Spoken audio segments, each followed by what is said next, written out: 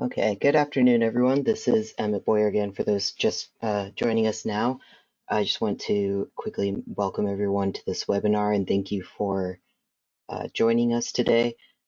Before we get started, I just wanted to bring your attention to the chat function of the webinar, which is, I think, up in the right-hand corner of the platform. There's a little speech bubble. You can use that chat function during the presentations to ask any questions that you would like to bring up later in the discussion period, or to give us to send any information or to ask any questions. My email is on the screen. If you experience any technical difficulties or you have any questions after the webinar, please feel free to email me. Once again, my name is Emmett Boyer. I think we're going to go ahead and get started because we want to keep this within the hour. So I'm going to turn it over to Peter A. Murray, who will provide us with a welcome to the webinar. Peter, if you'd like to unmute yourself. Good afternoon, everyone. I will preclude the introductions later by saying my name is Peter A. Murray. I'm an advisor of Fisheries Management and Development here at the CRFM Secretariat in Belize City. I want to welcome you to the first, I believe this is going to be the first of a number of webinars being held as part of this consultancy. Consultancy is part of a CRFM Gender Mainstreaming Initiative. More about that later.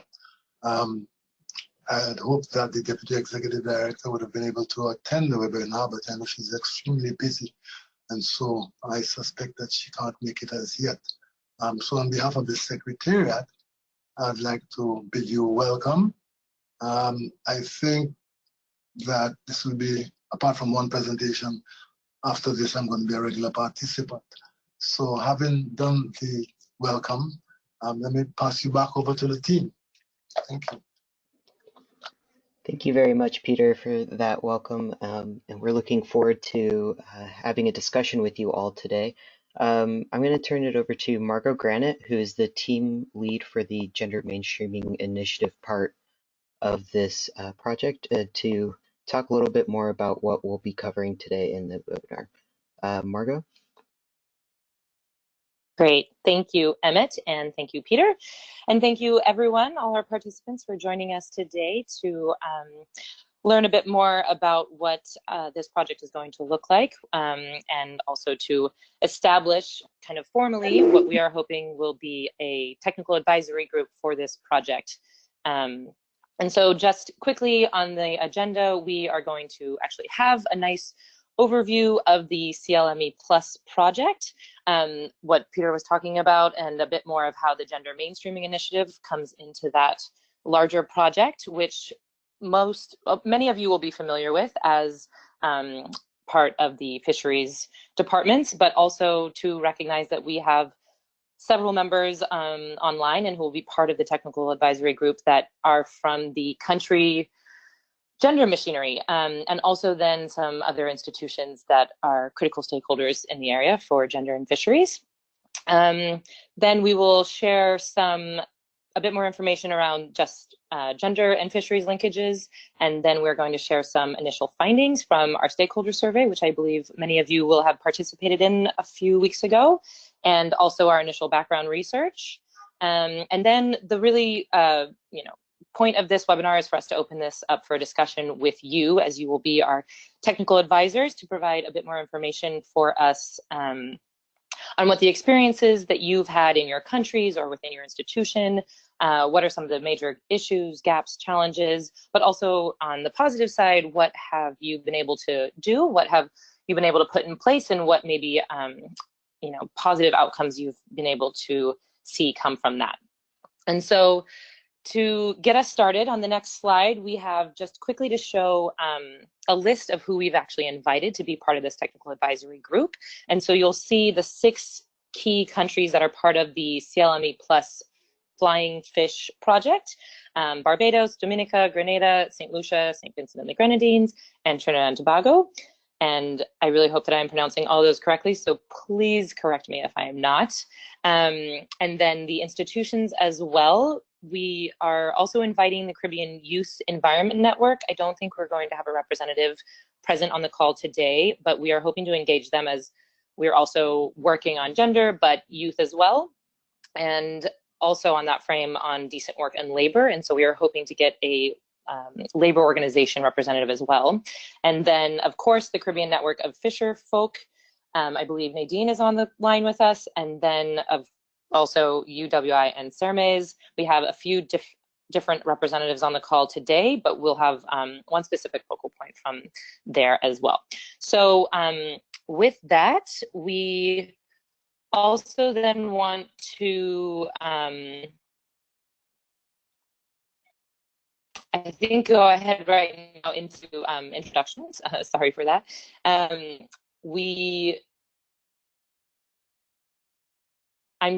We're going to make sure, hopefully we can get everybody introduced on this, and Emmett is going to unmute everyone, but I think the best thing is that if I call out your names, then you can introduce yourself, what country you're from, and what organization or department you are from. So I think everyone is unmuted now, and I'm going to start with the first person is actually the administrator. So someone who maybe is logged in as an administrator.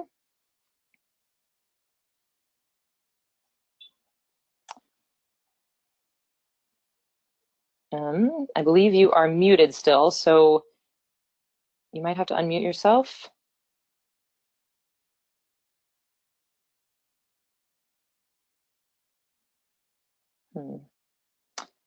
Let's maybe try Elaine with you. That's probably You're the next me. person. Sorry, this is Lisa Suarez from CERMES. I'm not sure if that's coming up as administrator. Is it? I see you elsewhere, Lisa, so maybe not. Okay, so it's not me. Okay, I'm going to go back on mute. Sorry. Let's try Elaine. Good afternoon. I'm Elaine Henry McQueen from Grenada. I am with the Division of Gender and Family Affairs, which is the National Gender Bureau in Grenada. Excellent. Great to have you, Elaine. Thank you. Kaiwana? Good afternoon. Are you hearing me? Yes. Hi. So my name is Kaiwana Williams. I'm from Dominica with the Bureau of Gender Affairs. Great. Thank you. Let's go with Lisa Chetram. Hello, good afternoon. Yes, Lisa Chetram, Grenada Fisheries Division. Excellent, thank you. Lisa, go ahead now, the other Lisa. Yes, hi, Lisa Suarez. I actually am originally from Jamaica, but I am now based in Barbados with the CERMES team, Gender and Fisheries team. Yes? Excellent, thank you. And Olivia, I could have you go next, please. Yes, Olivia Amos, Gender Relations Officer representing Acting Director Jenny Joseph from the Department of Gender Relations in Lucia. Excellent, great, thank you. Peter, I'm going to come back to you just so you can introduce yourself when you start your presentation next, if that's all right, and go to Shandira. Hello. Yes. Fisheries Division, Trinidad and Tobago. Great. Okay, thank you. And Shelly Ann, you are next. Hi, good afternoon, everyone. My name is Shelly Ann Cox. I'm also from UWI CERMES, a part of the Gender and Fisheries team as well. Okay, great, thank you. And we had one more person come on the line after I went over there. So Jennifer, if you want to introduce yourself and where the country you are from and the organization. Good afternoon to everyone. My name is Jennifer Cruikshank-Howard, Chief Fisheries Officer, St. Vincent and the Grenadines. Great, thank you. And so then we will still have the administrator person, or am I mistaking that, Emmett? And I think there's one other person who is. Yeah, I see. Yes. There's someone who's signed in as administrator. I'm not sure. It might be someone who tried to sign in and then signed in a different time. If no one's answering, if we've missed anyone's introduction, please feel free to unmute now. Okay. I think you're good, Margaret. Okay, sounds good. And so, of course, then I also want to make sure that we are introducing the rest of the team. You've heard from myself and Emmett, who is going to be on the side of technical pieces today, but I also want to introduce Molly Gilligan. Hi Hi, everyone. This is Molly. Great to be on this call with you today. Really looking forward to hearing more from all of you. Great. And we also have Melissa Luna. Yes. Hello, everyone. Also looking forward to being on this call and hearing back from all of you. Great. And so that's really great, Peter. I'm going to hand it over to you in just a second, but I want to make sure that since this is a call to formally establish the technical advisory group, which I'm going to call the TAG, just want to make sure that this is something that we think is really an important part to this project. We want to make sure that the stakeholders are involved, who are really informed on these issues, and to also then inform us and be the advisors for us to make sure that this project is making it really useful and effective for what the countries need and the institutions to help implement what this gender mainstreaming action plan and strategy will look like. So we really want to make the outputs work for you. This should not be a lot of work, but we really are hoping that where we seek your engagement and participation, that you will be able to interact with us so that we are able to make sure that this project addresses the needs and also the capacities for the countries to make sure that gender can be mainstreamed in the fisheries. So without any further ado, Peter, I'm going to hand it over to you to introduce the CLME project and the gender mainstreaming part. All right? Okay, thank you. I'm going to attempt to share my screen now. There we go. Let's see how I can get that done. Okay, I take it that you are seeing my attempted sharing my screen. So I'm now going to try to open up the slideshow, and so that I can get it going. Slideshow from the beginning. Okay, I take it everyone is hearing me. Yes, we hear you well. I've already introduced myself. Just to note that administrator had tried to unmute twice, but apparently got lost in translation. So I suggested that whoever that is, they could identify themselves in the chat. This is meant to be a general introduction to the CLME project, but I'm not going to go into a lot of detail. The presentation will be made available to everybody, I gather. And so I will flash through some of the slides just so that you get a feel for it, and then I get to the substantive part. The CLME, but basically the concept of the CLME project started looking to strengthen governance of fisheries in the region. The region being the Caribbean Large Marine Ecosystem Area, and the plus actually refers to the North Brazil area, Large Marine Ecosystem. But essentially, there are a number of objectives or reasons behind strengthening of governance, and I think you can see there. Coming out of the work of the initial CLME project, there was an initial CLME project, a strategic action program was developed, and the vision for that SAP is essentially a healthy marine environment that provides benefits for the well-being of the people. It's very people-oriented. The objectives overall were contributions to well-being, economic development. Again, people perspective, notwithstanding that it is looking at a marine ecosystem, a large marine ecosystem, but we are homocentric, and so the idea is to focus on essentially our needs, and that has been part of the context. The SAP, the CLME SAP Action Program actually has 6 major strategies and 4 sub-strategies. They're up there, but I'm pointing you to a sub-strategy that calls for actions towards adoption of an ecosystems approach for fisheries in the flying fish fisheries. So this is where we started off from. There are a number of individual interventions defined within the SAP, Strategic Action Program, but essentially what happened is that different agencies were given the responsibility of leading certain sub-strategy initiatives, activities, such that they could inform and the best practices can come out of that could serve the bigger picture. So essentially, the flying fish strategy 5A gave rise to the flying fish sub-project. I welcome Dr. Susan Sigrenton, who is the Deputy Executive Director of the CRFM. I realize that she has just Thanks for coming in, boss. Okay, coming out of the original CLME project, there's the CLME Plus project, which is catalyzing the implementation of the SAP.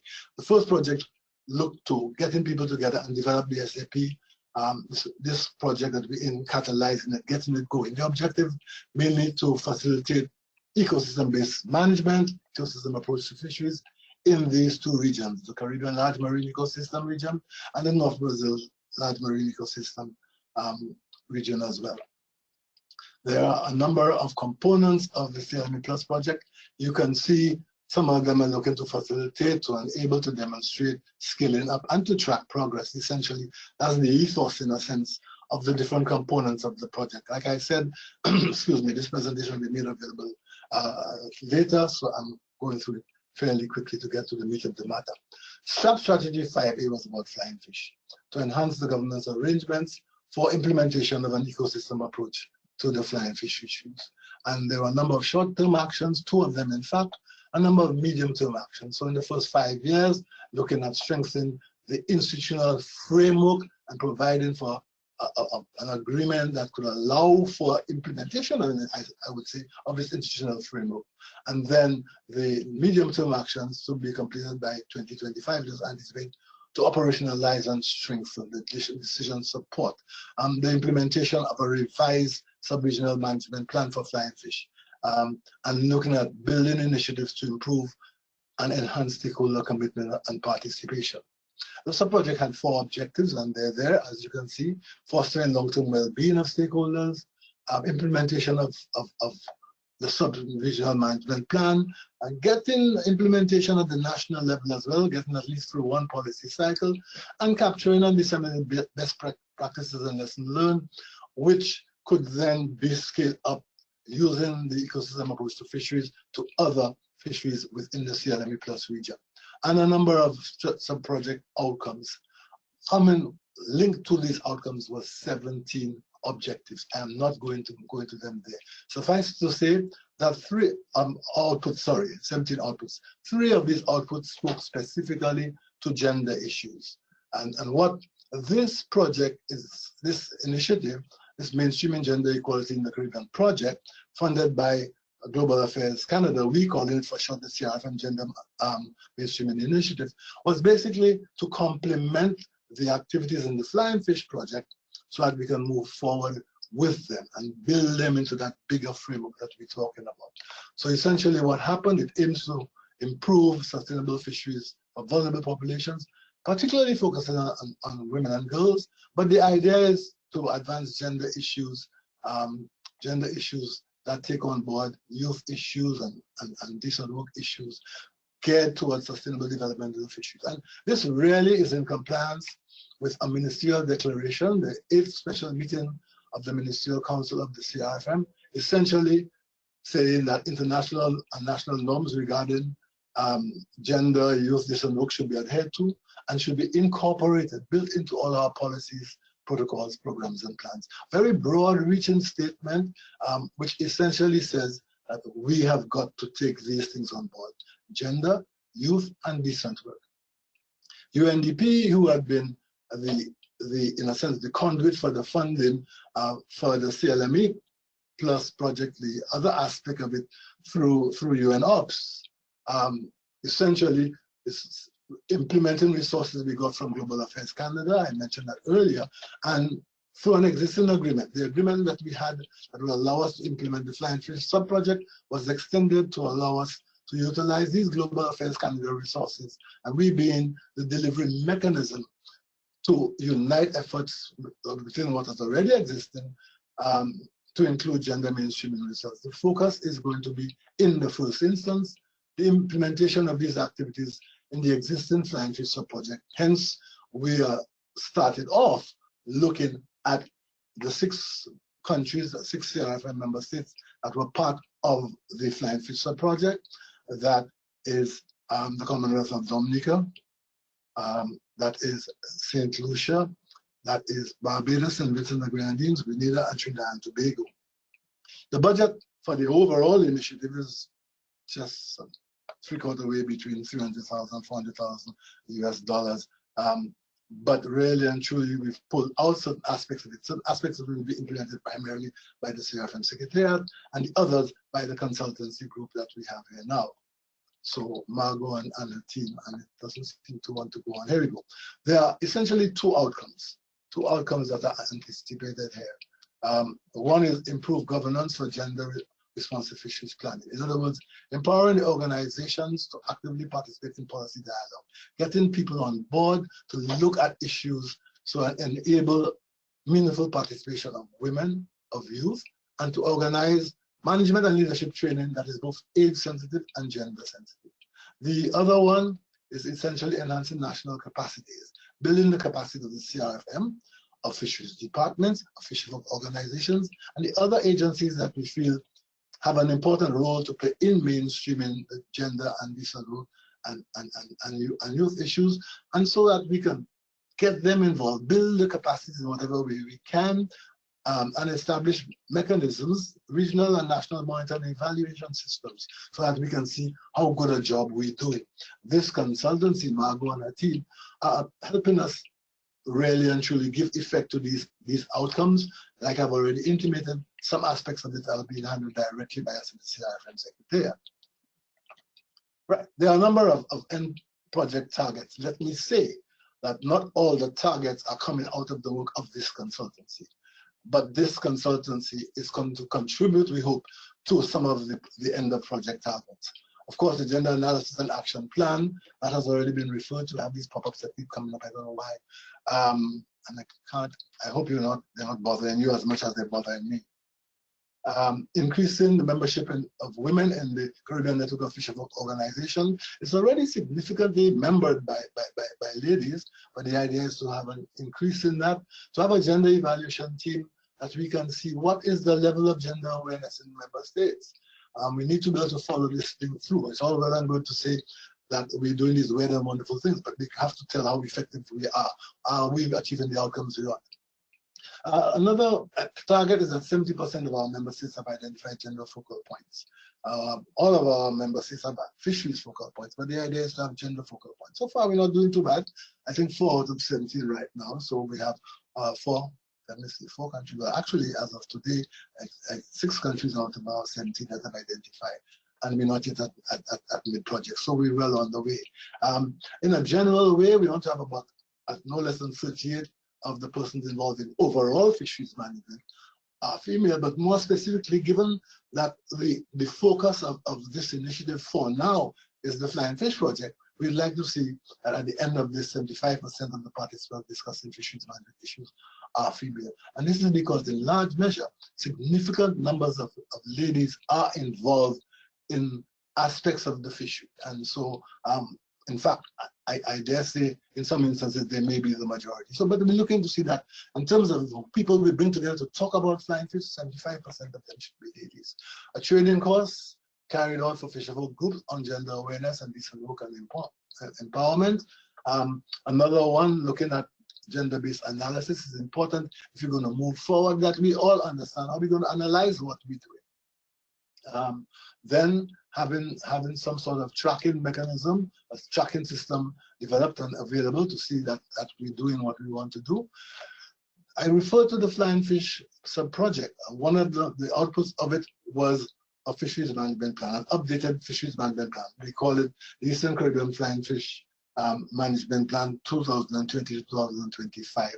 Well, activities took place that have to deal with gender issues, but we want to be able to come out of this initiative to focus a bit more and see if we can make any more gender specific, more youth development specific, more decent work specific recommendations, fit it in. All well and good. We did take on board a number of gender issues, but let's make sure that we get it a bit more clear. So this initiative hopefully will allow us to, let's say, bolster up, let's say add another annex to the fisheries management plan. The actual details of how we do that, we will work on. But the essential thing is to get more of that focus, bring all that gender, youth, and decent work focus more into the FNP you already had.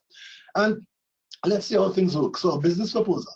You need to have a business proposal in enhancing livelihoods. Remember, we started off talking about enhancement of livelihoods. The whole CLME Plus project is looking at the people in the region benefiting from the resources, and the resources not being debilitated by the people. So that makes us that ecosystem approach. We still want to enhance livelihoods. And so what we hope can come out of the initiative is that there'll be a business proposal, at least one, that will allow us to start that ball going, looking at the feasibility of proposed options that can increase market share or increase opportunities, so that in fact, we're looking at a fishery, we're looking at something that's not just about the fish, it's about the people. And bringing it all together, hopefully, we can develop further from there. So I'm sorry if I've gone fairly quickly, but our time is limited. Excuse me, like I said, the presentation will be made available, and if you have any other questions on the road, feel free to call on me and ask me. So with that, thank you for listening. Okay, thank you very much, Peter. Great, thank you. Oh no, go ahead. I was. Sorry, I think we're going to say the exact same thing. Thank you so much, Peter. That was a great overview of the broader CLME Plus project and the flying fish element, and then also our element around gender mainstreaming. And so I'm just going to really quickly maybe go through some additional deliverables from our project specifically. One is, of course, to just establish this tag like I just shared some information about. And I think that is a really important point to both of the outcomes for the project. To improve the governance, we want to make sure that we are getting the people on board, the correct people. Having all of you involved will be important, and really making sure that both sides, from the gender and fisheries, but also labor and youth, are on board, so that we can make sure that this is effective. And then also, as part of that, building the national capacities, this group will be essential to that. Just by even having these conversations today, we always think that this kind of is a great jumping off point to build our capacity, but also going forward, taking it from our group into the specific countries as well, and local communities. So we have a few specific deliverables that I think are really important to just outline right now. Of course, we are going to have the gender analysis and action plan on gender mainstreaming in fisheries.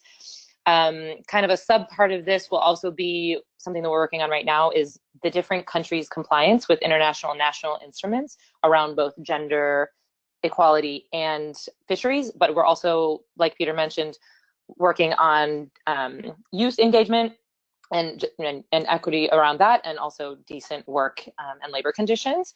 And then part of this process right now is also coming up with what are the priority data and research needs that we can identify, and then also through this project support in providing that data and research to advance gender equality in fisheries in the Caribbean.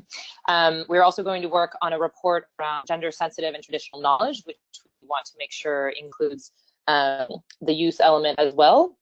And then we will have the plan to update at least 3 of the national fisheries sector or related plans with a gender component. So like Peter was saying, that could be an additional annex to that plan. We also really want to make sure on the gender machinery side that maybe going forward, there's something specifically where you are engaging more so with the fisheries departments, and also thinking about including fisheries as a key sector within your gender policies or action plans, etc. We will then be doing some specific capacity building sessions, this webinar being one of them. We may be having webinars in the future. We're definitely hoping to have on the ground workshops with both national level stakeholders and the institutional stakeholders as well, and then at the local level with community fisher folks and organizations, etc. And then we are also going to be looking into the monitoring and evaluation systems that exist, and perhaps how we can enhance those. Something that I just want to point out for this project is some of the language that we'll be using. So when we are really talking, when we say gender and gender mainstreaming on this, we have the goal to also be addressing the youth aspect and also the decent work aspect. And so when we say gender, that is, we are encompassing that quite broadly, making sure that we're having an intersectional approach to all of these issues. And the project is called a gender mainstreaming project, and a lot of the way that we think about this, of course, we know gender is a social dynamic. It is not just women, it is women and men, and we want to make sure that it is across the board, again, in that intersectional dimensions of race, of income, of age, and that we're really making, taking into consideration all of the different groups that need to be a part of this process and going forward in the strategy and action plan development. And so we'll use gender mainstreaming, but we're also really going to think about how to use gender sensitive, and that would be, you know, people are considering the gender elements, but not necessarily reacting to them. And so what our goal is to achieve a gender responsive approach to gender in fisheries, so that we're doing research, we're getting data collection with a bit more information and analysis, we are able to see what the issues and gaps are, but really respond to those. And so that is the means that we will achieve gender equality, and which does include, you know, some specific empowerment towards women, just to make sure that there are equitable situations for women and men, and again, of course, youth, within the fisheries sector. So I think maybe I'm seeing some messages. I know we have a few new participants, and so I'm happy to have them introduce themselves quickly, maybe before we go into the technical aspects of this webinar, if that sounds okay. I believe, Susan, if you maybe want to unmute yourself right now and introduce yourself quickly. Yeah, thank you. Molly, I assume, is speaking. Good afternoon, everyone, and apologies for joining late. I'm looking forward. I'm looking forward very much to this project, and I think it's very important. I'm not sure if we begin doing this in this session, but I think it's very important for our countries, the participants here, who might form the TAG group, that we really actively provide inputs into the thinking that goes into these pieces of work. So, you know, so we have exchanges, and everyone is able to make the thinking richer, and hence the products richer, because I just want to make sure that our regional situations are accurately captured and thought about. So I just throw in that comment at this point, but you're early in your presentation, Molly, I assume. So, but thank you. And I'm not sure that I did introduce myself. So you asked me to introduce myself. Susan Singh Renton. I think I'm known to most of the people there, and I'm based at the CRFM Secretariat, the office in Kingstown, and I'm also supporting implementation of the project alongside with Peter. Thank you. Great, thank you, Susan, and very much appreciate that additional add-on for how important this group will be for the project. So thank you for that. I do believe that Patricia had joined in, but she has left, but just want to maybe introduce for everyone. She is the representative from the Barbados Gender Machinery, the Bureau of Gender.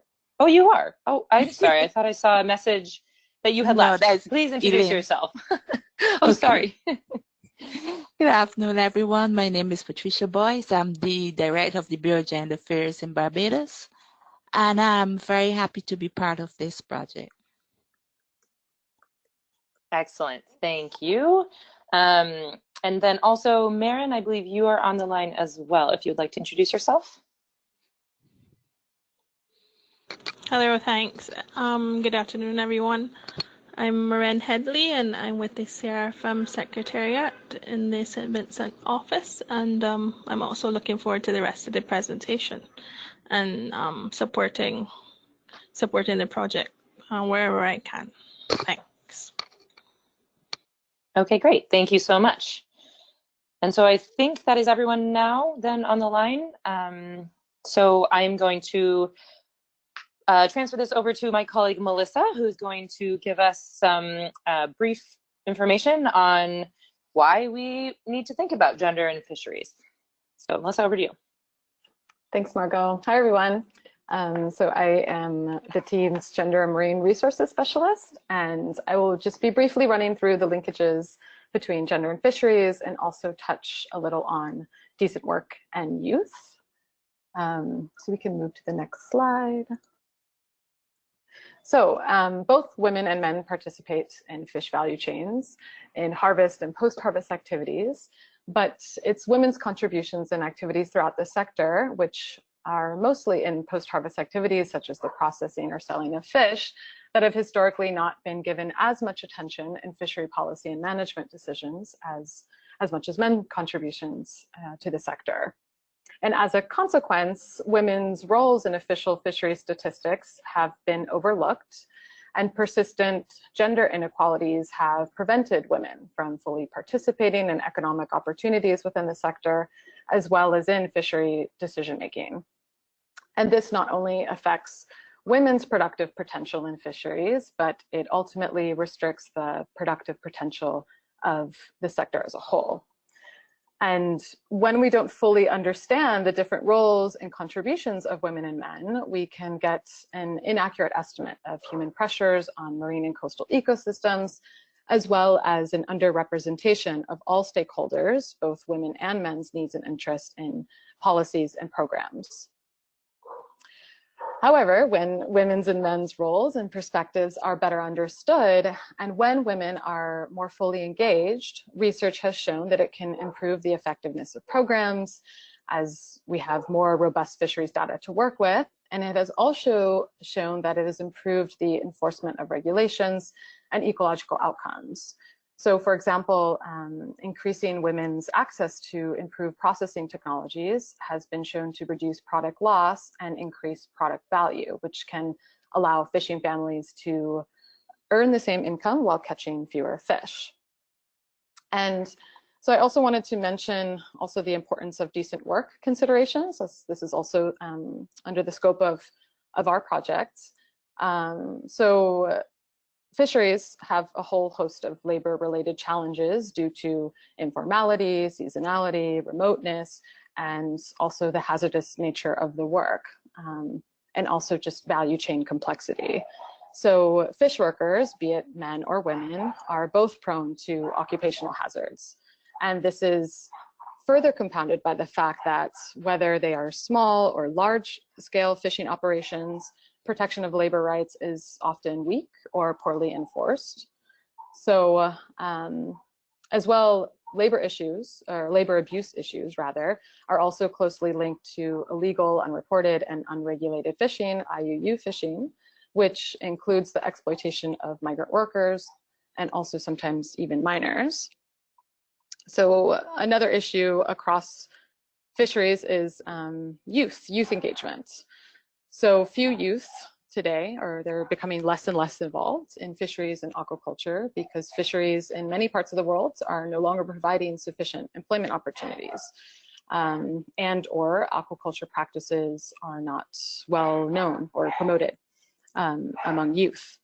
So it's, but at the same time, it's absolutely vital for youth to engage in fisheries, to ensure that there is a knowledge transfer across generations to be able to continue the sustainable supply of fisheries resources.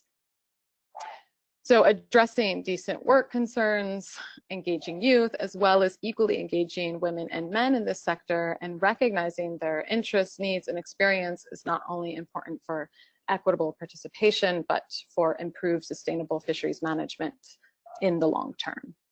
And with that, I'll turn it back over to Margaux, or Molly. Thanks. Thanks very much, Melissa. So hi, everyone. I'm Molly Gilligan, part of this consultancy team. My experience is in capacity development and also gender and environment data collection and analysis.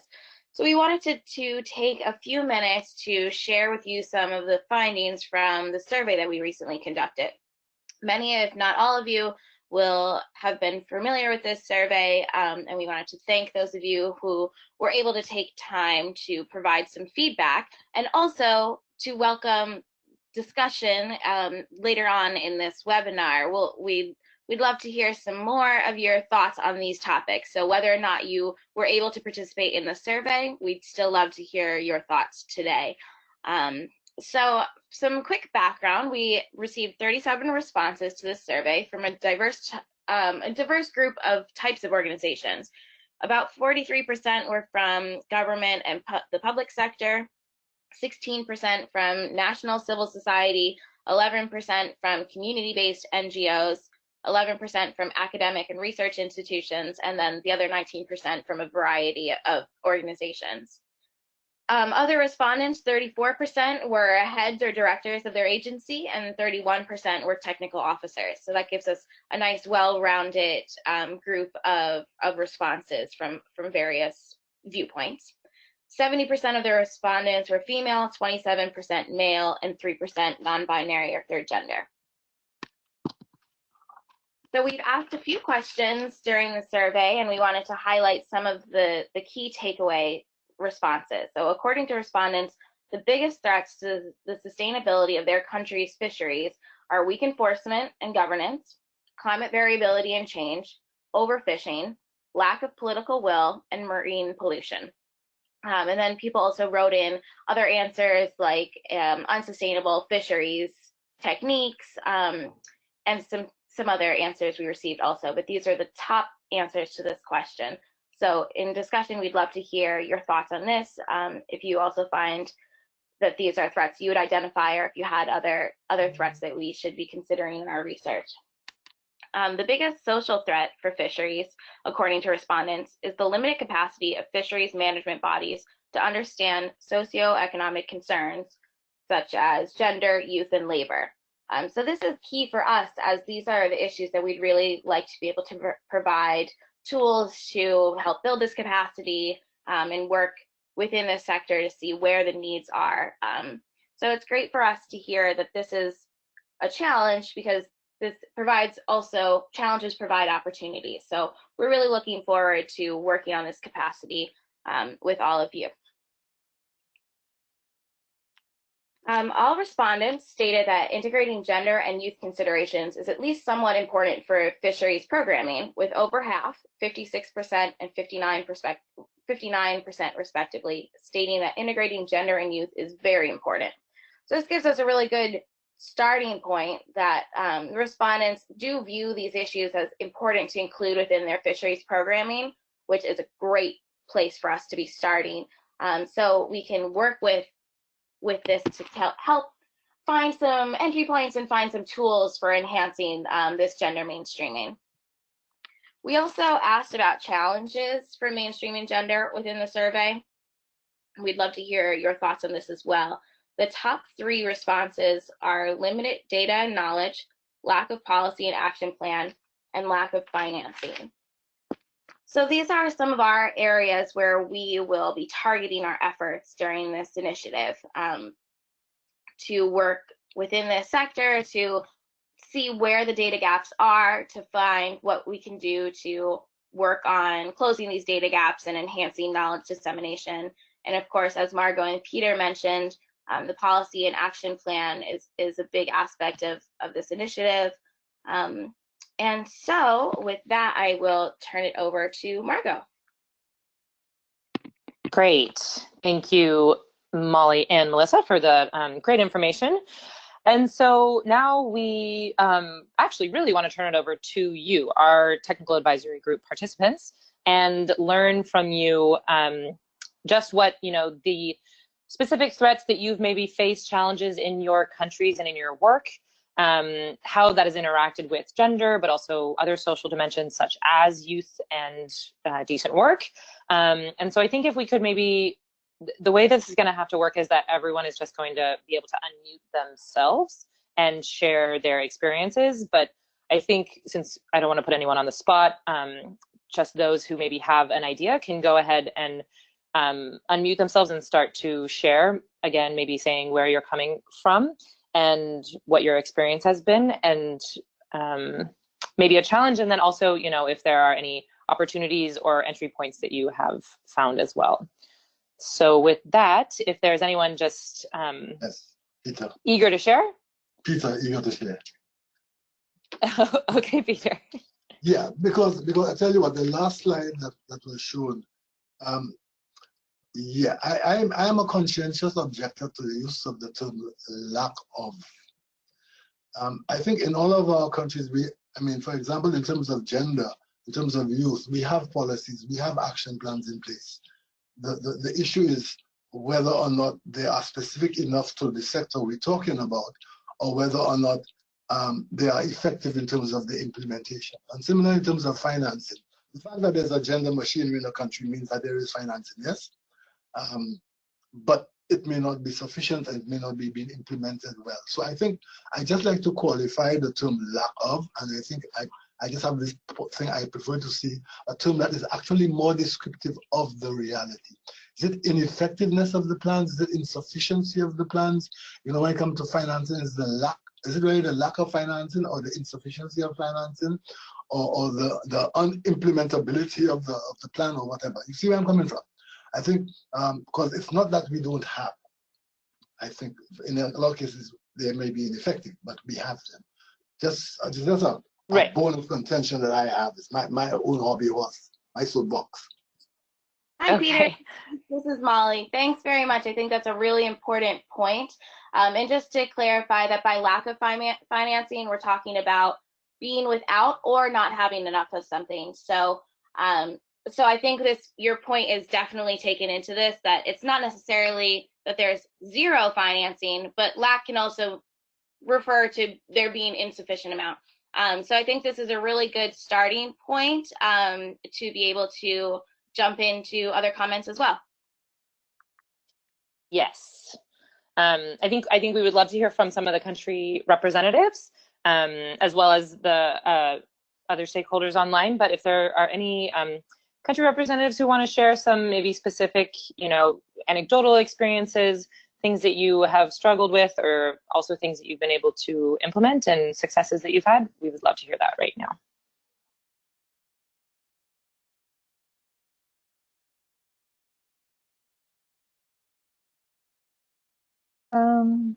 Margaux, it's Susan, and just to, I think it's useful.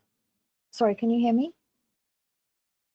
Yes, I can. Go ahead, please. Oh, okay, sorry. I do think that the officers from the countries, it would be good if they can explain a bit more. For example, on the slide that is showing there for the top challenges just now, it's disappeared now. And if you go back one slide before, the one that showed maybe it's the slide before this one, the one for governance, biggest threats. It might be useful to understand what lay behind the rankings.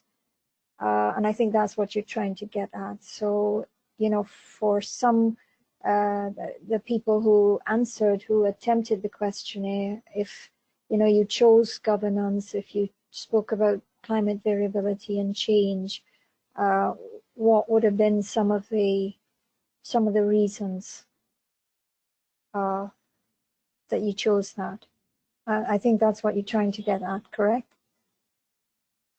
Sure, yes. What the reasoning was for choosing these, but then also the overlay with the social dimensions as well.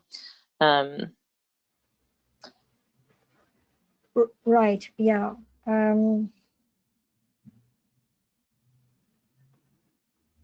But everyone seems very hesitant to share. Don't make me choose someone from this list. Of you know, what is contributing to the weak governance, correct? I guess I'm trying to understand where we're going with it as well. Yeah, I think we're trying to understand what some of the challenges have been to mainstream gender within the fisheries sectors, and from the gender side, where maybe there's been a limitation from engaging with the fisheries sector as well, and what maybe that gap has been or that challenge has been. So from both sides, because we have a lot of the gender machinery representatives on the call to be part of the technical advisory group as well.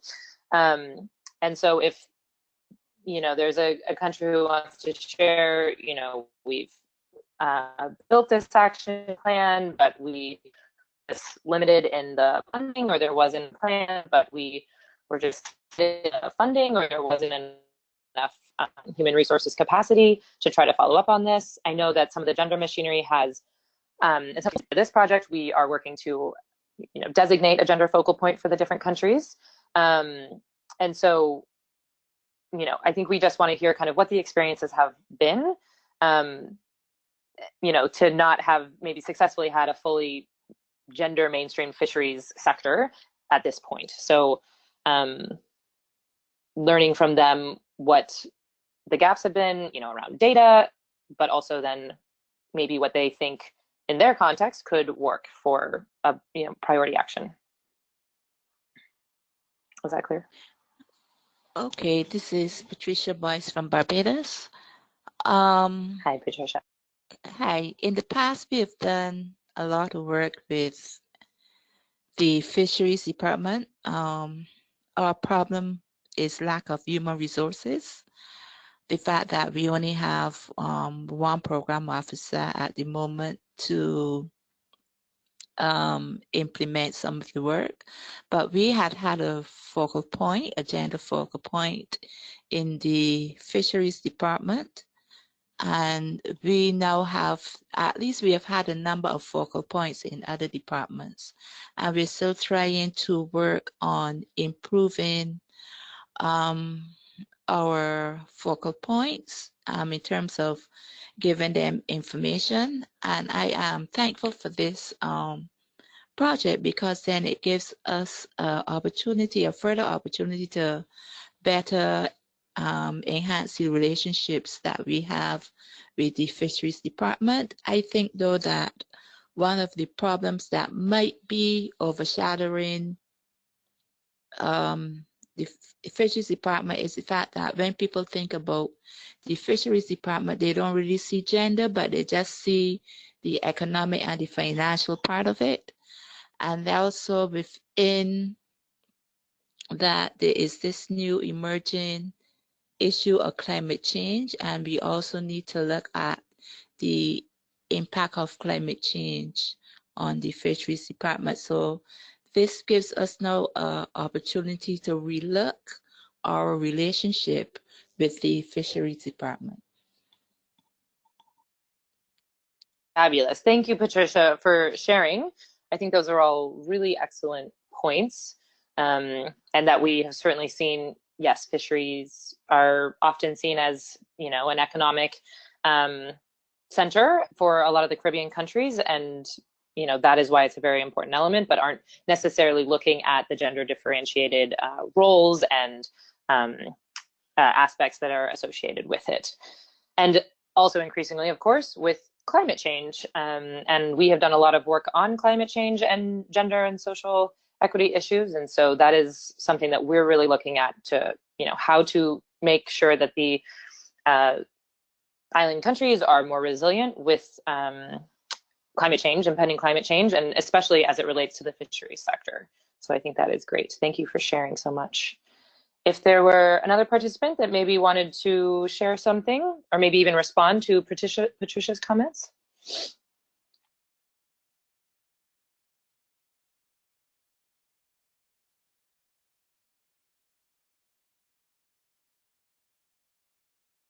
Everyone seems so shy.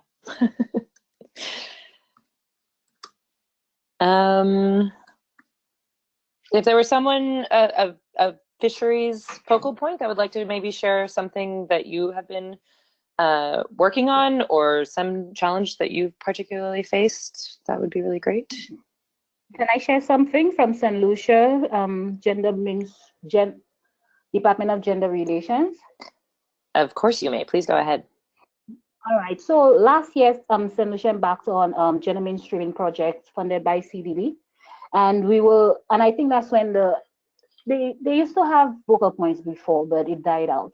So after an assessment was done, CDB thought that it would be important that we have gender mainstreaming throughout our department. So it was funded by them, and Niagara College was the experts who were training. So what we started was getting heads of departments and trained in gender analysis, and also training statistics and finance officers for gender budgeting and planning. So the end product we're looking at is including fisheries, including agriculture, including education, is having focal points again in every department. Right now, we're just starting our conversation with fisheries, and maybe we were working a lot in silos in St. Lucia, so now we're trying to break that barrier and work, have a lot of collaboration with different stakeholders, so people could understand how being gender sensitive and having a gender analysis background when it comes to programs and rolling out different trainings and stuff like that in every department is very important. So I might not be aware of the challenges per se with fisheries by itself, but I do know that the Gender Bureau of St. Lucia, we have been working closely with all heads of departments, including fisheries and agriculture, to incorporate gender in every single thing, every stage of every program. And yeah, so that's what I wanted to include from St. Lucia's end, that we are working towards that. Yeah. Great, thank you, Olivia. That was really helpful to hear, and great. I don't believe that we have online the Department of Fisheries from St. Lucia representative, but it sounds like you're already doing a lot of stuff in country, which are a lot of the aspects for gender mainstreaming. You talked about doing training, getting the heads of department on board, which is of course critical to really make sure that decision-making power at the higher tier is also understanding the gender concerns and linkages to the different sectors. And then of course, gender budgeting and planning you talked about, which I think is also a really good point, and we'll be hopefully looking at with the fisheries departments and in coordination with you and other gender bureaus or divisions, how to make sure that the cross-cutting issue of gender is integrated into the fisheries sectors.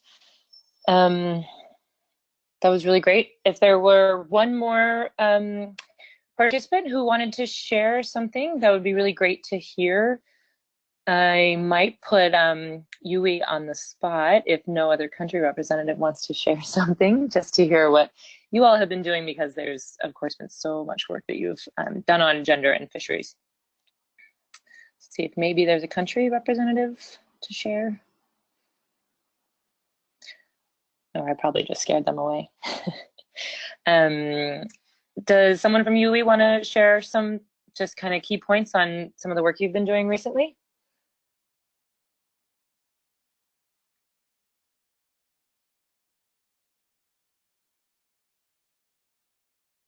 Yes. Hi, this is Lisa here. Hello? Are you guys hearing me? Lisa. Yes, perfect. Thank you. Okay, great. I will talk about our recently adopted SSF gender project, which basically a lot of the components seemingly cross-section with what CRFM is doing with your gender mainstreaming project. And also there's another project, Stewardfish, that also has some gender components that are directly youth and leadership related components. So trying to actually get that component of gender to get the youth and also you know, the people on the ground actually that are not necessarily men or women actually, you know, acclimatized to what these gender issues are per se.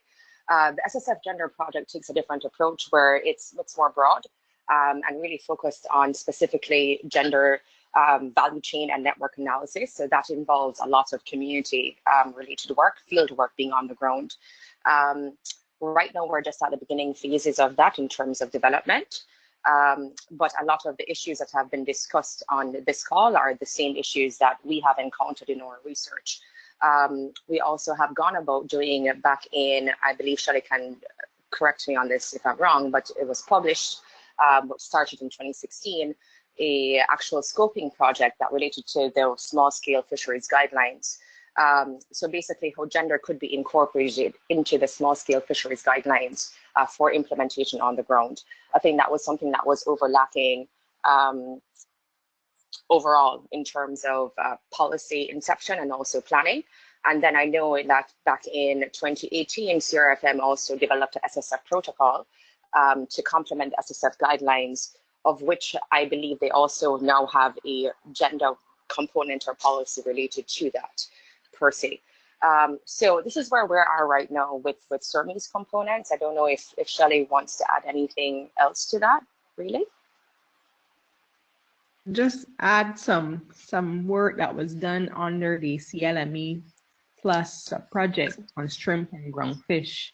Right. I wasn't, yes, I wasn't exactly on the team that was investigating there, but there are some reports from gender analyses done in Guyana and Trinidad and Tobago and Suriname, yes. And Suriname, yes. And Correct. we're still awaiting the final report. But Lisa Perch was the lead consultant. I'm not sure if you're familiar with her.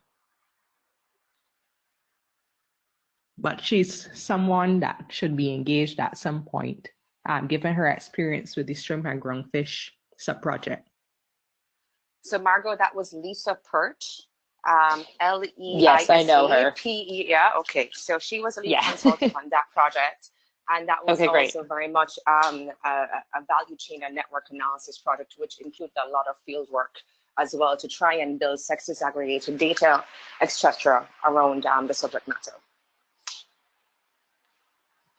Fabulous. Okay, great. That is excellent to hear of all those things. And I think we've been, looking into all of those different pieces and aware, and I certainly knew that Lisa had done a study on that.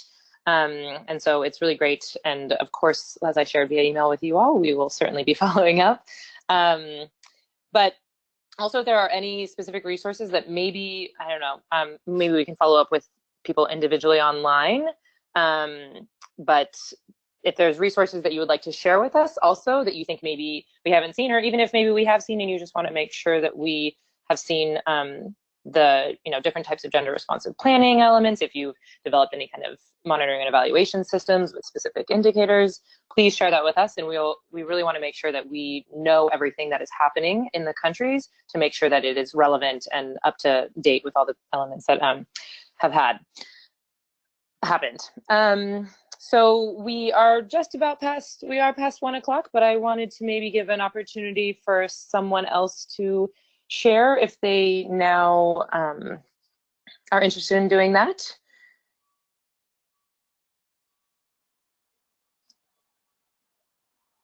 And if not, go ahead. Hi, it's Trinidad and Tobago. We participated in the gender study with respect to the shrimp and groundfish fishery. And our consultant was Mr. Christopher Chin.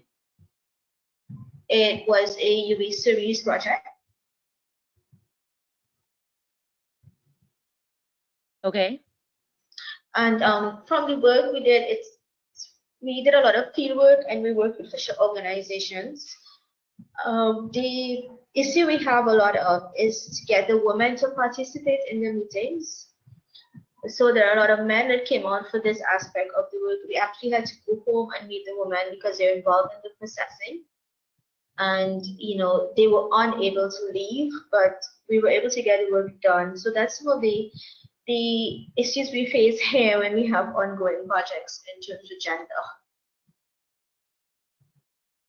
Right, certainly understand that, and that is a key point of this project. We're really hoping to be able to engage women and women's groups, organizations specifically, and make sure that they do have a voice in this project. And we know that that is a persistent challenge, particularly because of all the additional work that they may have going on in addition to their economic role, but also in the household. And so really trying to address that and make sure that we can access them and make sure that their information and knowledge is being shared for this project as well. But that's a really good point to make. So thank you, Shandira, correct? Okay, Margaux, well, yes? Margaux, Susan? it's Susan. If I could just offer Sure. another comment at this point. Our fisheries communities generally do not they often live on the margins of society in general. And so I think as we address the gender issue, and for us, it's really important that it is done in a cohesive way together with, you know, decent work and looking at human rights, because in thinking about it, I mean, some of our fishermen, I think sometimes they may not get a fair deal, even, you know, in their profession as professionals. And so I think it's important to understand as we go forward in this study, how this is being addressed, the opportunities that exist within our countries to address this for our fishing communities in general, because I'm concerned that we will go forward and we'll do a nice project and we'll have nice reports at the end, but we are still not making the connections. We haven't made the connections which are going to inform the countries in a meaningful way. And I'm wondering, I'm not sure who is on the tag. It seems like it's all fisheries or gender people or gender people. So it might be important for us to include, and we would need to be advised about this, as to how, you know, issues affecting our, like, human rights issues and decent work issues, how are they dealt with at the country level?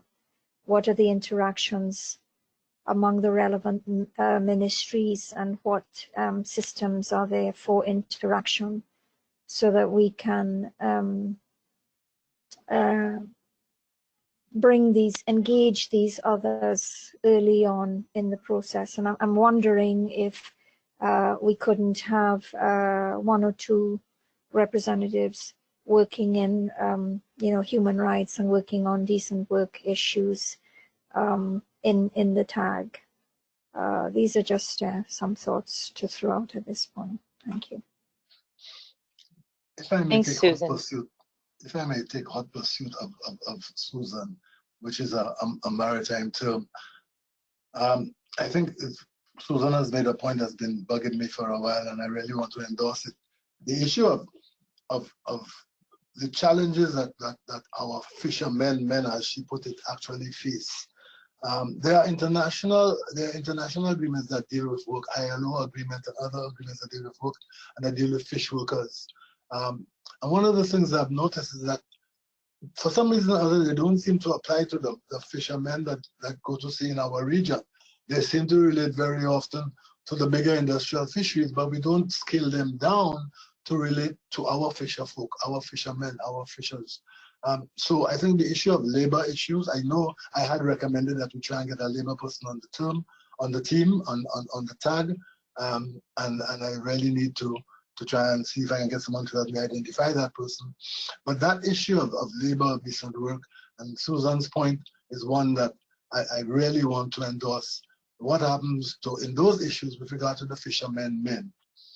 We always presume that the challenges are always with the women, and they are. There's no question about that. But there are comparable, maybe equal, maybe not, but comparable issues dealing with the men, especially the young men. Are we getting our young men in? Are we doing things that are encouraging our young men to see that the fishing industry is somewhere where they can get a decent work? And therefore, what do we need to do? These are some of the things I think we need to ask ourselves. And we talk about political will.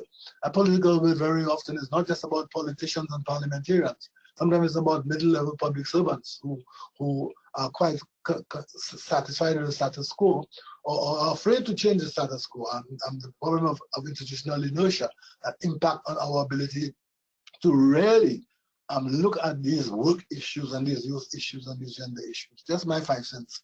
I think I'll stop for that. I don't think I'll say anything else. Yeah, thank you both. I think those are excellent points to be making, and we are certainly planning to, consider those and work with that and make this as meaningful in the countries as well. And so, yes, we are still hoping to have as part of the technical advisory group, Susan, the Caribbean Youth Environment Network as well, but also, like Peter said, we're trying to find a representative around labor and decent work, but also if the countries have recommendations for maybe people that they have worked with and are familiar on the issues of human rights and fisheries specifically, that could be really great to have their input.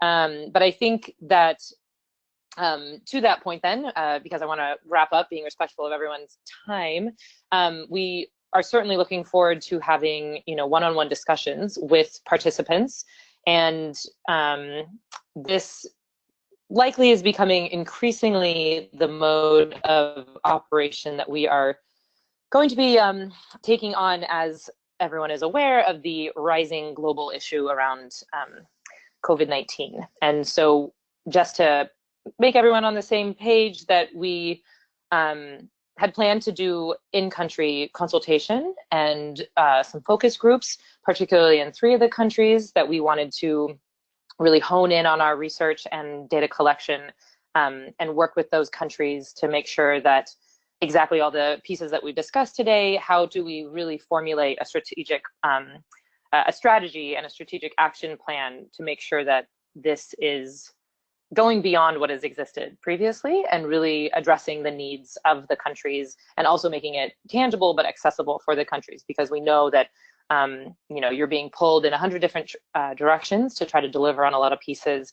And we also know that a lot of times gender mainstreaming elements are put in place, but then can maybe fall by the wayside because there isn't that capacity, there aren't the financial resources to try to really implement that. So how do we make this something that we can implement this strategy, which I think kind of speaks to your point, Susan, around how do we get real action on the ground for results that we can see in the next short term, but also in the long term, that can be reported on across multiple different country reporting systems, but also thinking about like the Sustainable Development Goals.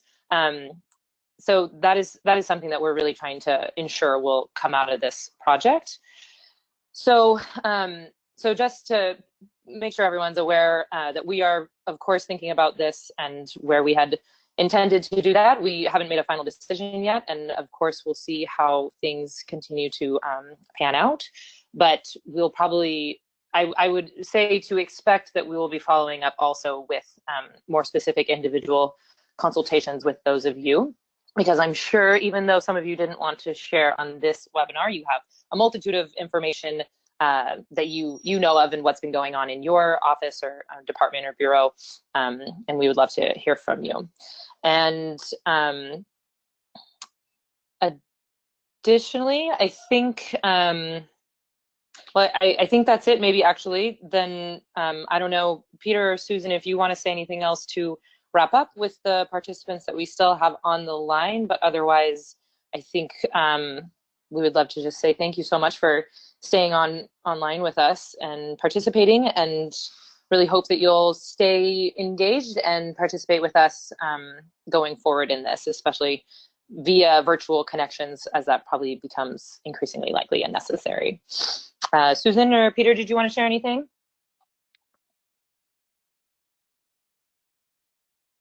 I'm okay just now, Molly. I was just wondering, Margaux, but my apologies, Margaux. It's okay. But Peter can have the final say, but I was just wondering if you what about timing and the next the actual next activities. Were you going to talk about that, or that doesn't happen well well, that may be something for us to follow up with individually. I mean, it is increasingly, you know, daily, I think, changing right now. The next activities were to be the in-country consultations.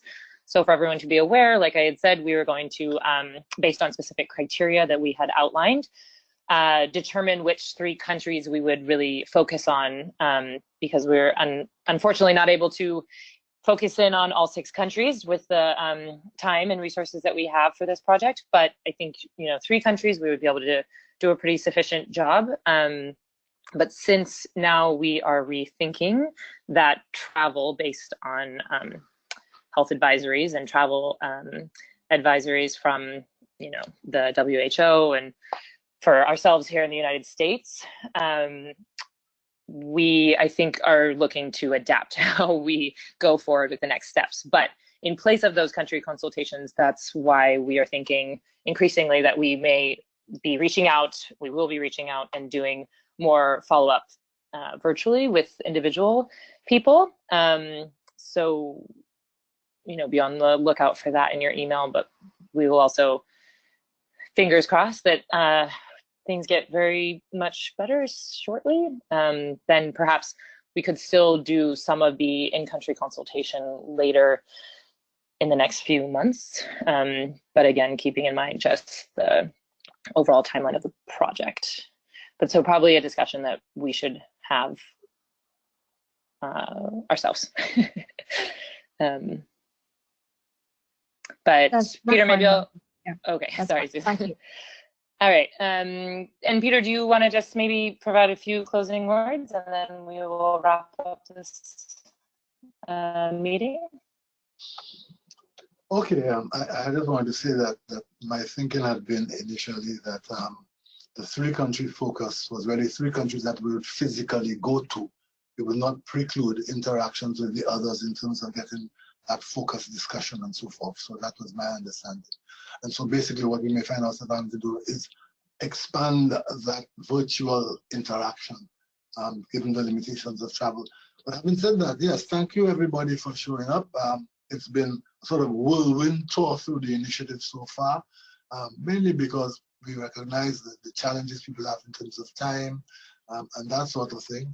We will be contacted by the consultants, I presume, shortly. I have heard some very useful ideas that have come out. There have been some pointing to some resources that may be available, and people have committed to share resources with the team. So that's very, very good, in fact, as a way moving forward. I don't think that there's anything else I need to add, except, again, to say thanks, everyone. Great, thank you so much, Peter. And I'll just echo that thanks to everyone who's still on the line. And I know some other people had to leave, but this has been really a fruitful conversation, and we will definitely continue this. And I see that there's been lots of information dropped into the chat box, so thank you for that. And we will be in touch with all of you and look forward to further engagement. So thank you so much, and we'll be in touch. Have a good day. Yes, thank you, Margaux. Have a good day, everybody. Thank you. Bye. Bye, folks. Bye. Thank you.